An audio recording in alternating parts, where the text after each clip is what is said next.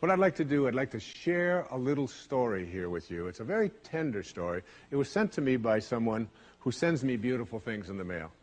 And I call it the Teddy story. And I'd like to read this to you, if I can do it without tearing up. And this story illustrates this as well as anything I've ever seen. There's a story many years ago of an elementary school teacher. Her name was Mrs. Thompson. As she stood in front of her 5th grade class on the very first day of school, she told the children a lie. Like most teachers, she looked at her students and said that she loved them all the same. But that was impossible because there in the front row, slumped in his seat, was a little boy named Teddy Stoddard. Mrs. Thompson had watched Teddy the year before and noticed that he didn't play well with the other children, that his clothes were messy and that he constantly needed a bath. Teddy could be unpleasant.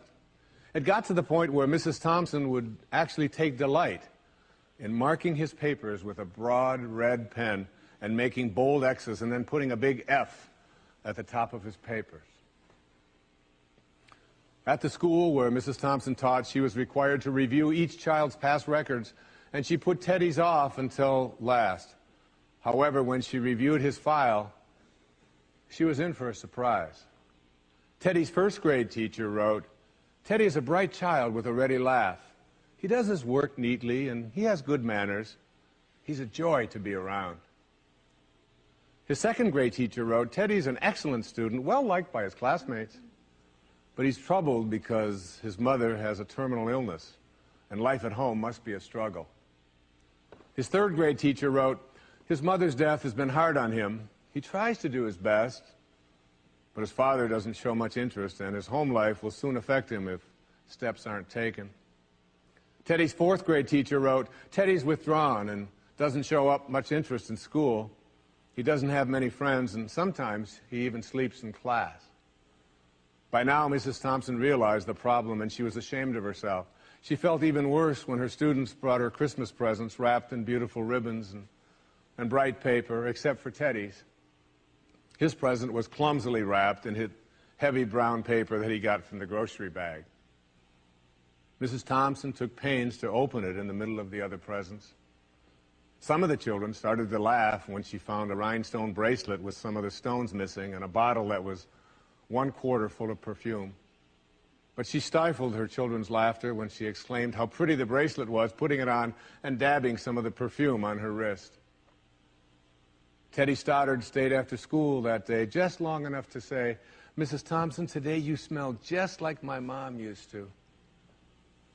After the children left, she cried for at least an hour.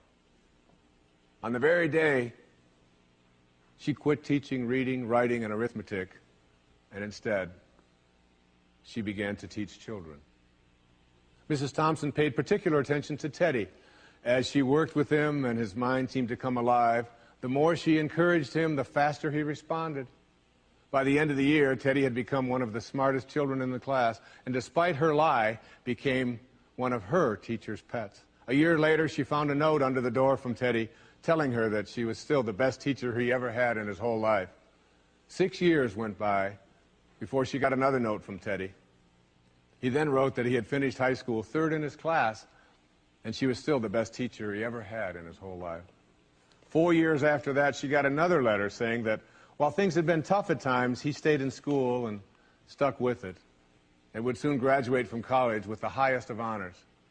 He assured Mrs. Thompson that she was still the very best and favorite teacher he ever had in his whole life. Then 4 more years passed, and yet another letter came. This time he explained that after he got his bachelor's degree, he decided to go a little further.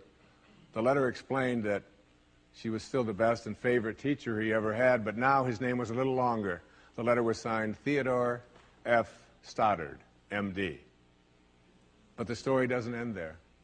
You see, there was yet another letter that spring. Teddy said he'd met this girl and was going to be married.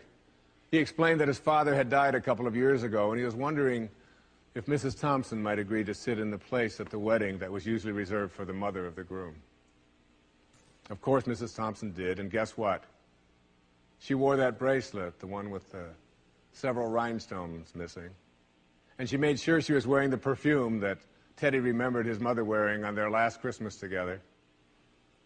They hugged each other, and Dr. Stoddard whispered in Mrs. Thompson's ear, "Thank you so much for making me feel important and showing me that I could make a difference." Mrs. Thompson came with tears in her eyes and whispered back, "Teddy, you have it all wrong. You were the one who taught me that I could make a difference. I didn't know how to teach until I met you." Isn't that a beautiful story? Yeah.